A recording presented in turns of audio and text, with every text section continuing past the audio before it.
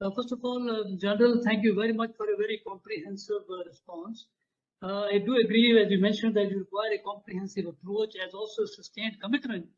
And you identified the problems of over the horizon operations to be conducted from far away.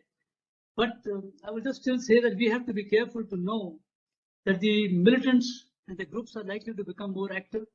They'll consolidate their positions, as you mentioned. There may be a refugee problem that may take place to go on to the neighboring countries.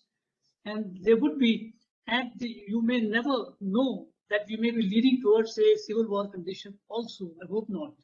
But I would just like to make a mention that just about 5 days ago, President of Afghanistan, Ashraf Ghani, in an interview to a German media, made a mention that Afghanistan president wants Pakistan to be on board to avoid a civil war. He mentioned, and I want to really quote exactly because what was given in the print media, he said, peace or hostility in Afghanistan is in Pakistan's hand. Pakistan operates an organized system of support to Taliban. The Taliban receive logistics in Pakistan. Their finances are there and the recruitment is there. Exactly as was given in the media, Pakistan provides safe havens to terror groups that target Afghanistan territory, especially Afghan Taliban, Tehrik-e-Taliban Pakistan, and the Haqqani group. Also made a mention that the decision-making bodies of Taliban are in Quetta Shura, Peshawar Shura, and Miran Shah Shura. So, do you agree? All of which are in Pakistan. Yeah. Do you agree with the statement of the president of Afghanistan? As also, I want to know, civil war is actually not in anyone's interest, whether Afghanistan or the region as a whole. What actions do you think the US or the world community can take to ensure that such a situation does not arise? Over to you, General. Sure. First of all, I generally agree with what President Ashraf Ghani has said. By the way, he's a personal friend as well as a colleague of many years there. Indeed, when I was the commander in Afghanistan, he was my counterpart for the transition activities that we pursued, where we defined the conditions that had to be met for the transition of security tasks in a specific district, ultimately in a province, from coalition forces to Afghan forces, how that process was carried out, what Afghan institutions were part of the assessment, and so forth and so on. I have always been fairly cautious about statements of how much assistance Pakistan provides to the Taliban or the Haqqani or any of the others. Frankly, because even as a CIA director, we found it difficult to truly identify meaningful assistance to them. That's not to say that there's not communication. There unquestionably is. But I think that the Afghan Taliban and the Haqqani network exercise a tremendous amount of independence from Pakistan. And essentially, as long as they don't carry out operations on Pakistani soil, the Pakistanis tolerate what they do. Occasionally, perhaps again, may even have communication with them. I used to point out to General Kayani, who was the longest serving chief of army staff, and to General Pasha, who was the director of operations and then the ISI director general, I used to point out to them frequently that there's a reason that the leadership of the Afghan Taliban is called the Quetta Shura. It's because it's outside Quetta in Balochistan, a province of Pakistan. And the Peshawar Shura, which is, of course, a major city in what used to be called the Northwest Frontier Province, now Khyber Pakhtunkhwa. And again, there was no question that they were not willing to eliminate these elements from their soil. When it came to Balochistan, by the way, my sense over time was that the Pakistani army had a deal with the authorities of Balochistan. And of course, Pakistani leaders, particularly the army chief, has always been very concerned that you could have a Baluchi insurrection, an insurgency of Baluchis. in a province that provides the natural gas that fuels the energy for much of the country. And they basically cut a deal with the Baluchi authorities. That was that they would the only military activity they would have in Baluchistan was to run the military staff college in Baluchistan, in Quetta, and also to have the border posts that were along the border between Baluchistan province and southern Afghanistan. Not that they did a great deal, but there was a certain sense of importance about those. They even maintained them in North Waziristan, although again, the effectiveness of them, I think, is very much in question.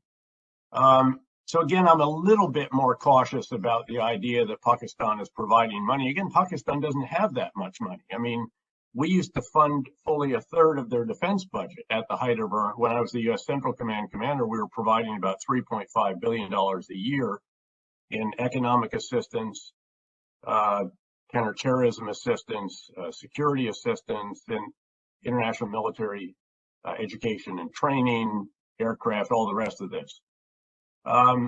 We had a very close relation, particularly in 2009, which was the year when you may recall the Tehrik-i Taliban Pakistani, the Pakistani Taliban, had taken control of many of the areas of the Fatah, including Swat.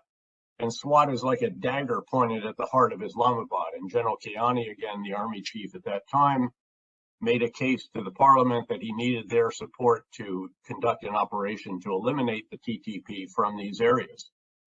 He got that support. We helped them in various ways, including providing artillery ammunition on very short notice. The F-16s were flying. We provided drone support occasionally when they were out into the western parts of the Fatah. We would have provided more assistance. We helped them build a counterinsurgency center, helped them rebuild their special operations forces.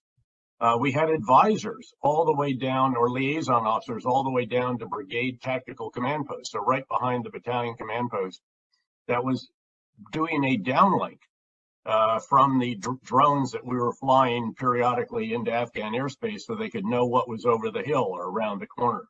They did not have that kind of intelligence, surveillance, and reconnaissance capability in sufficient amount. But when it came to North Waziristan, and so they did do SWAT, they did Bajur, Momand, Khyber, Orakzai, South Waziristan, and I said, look, just squeeze North Waziristan as hard as you can, and it really never happened. They culminated, as the term is, in our military doctrine. They ran out of will and capability. Now, to be fair, they had very tough casualties. They probably lost more soldiers in that 1 year than we've lost in the entire war in Afghanistan. So I understand the tremendous losses and sacrifice that they had already made. But when it came to North Waziristan, there just was an inability and an unwillingness to truly deal with that problem. And that is, of course, where the Haqqani network, Islamic movement of Uzbekistan, Al-Qaeda elements, Islamic State elements, and others are located. Certainly some in the other areas of the tribal area as well. So again, now, does anyone have, you say it's not in anyone's interest to have a civil war, right? With great respect, General, I might actually differ slightly here. I think it's in the Taliban's interest to have a civil war. They plunged the country into civil war in the 1990s after the collapse of the post-Soviet government of Najibullah. It survived for about 2 or 3 years, and he literally ended up hanging from a lamppost in Kabul. But you had warlord factions from the north, again, Uzbeks, Tajiks, Turkmen, Hazara, all these different elements, all protecting themselves and contesting Kabul. And ultimately, the Taliban did prevail. And again, it plunged that country into a medieval theocratic regime where soccer fields, instead of being used to play football, were used for executions, public executions, and so forth. And girls couldn't go to school, and women were essentially consigned to house arrest and all the rest of this. So you will absolutely see a massive outflow of refugees, particularly into Pakistan, but certainly into some of the other countries.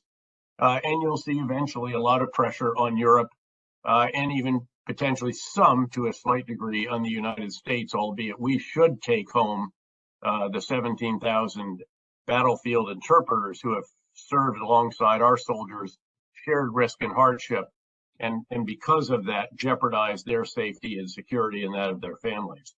But I do think the Taliban will pursue a civil war together with the Haqqani Taliban or Haqqani network, and along with these extremist groups.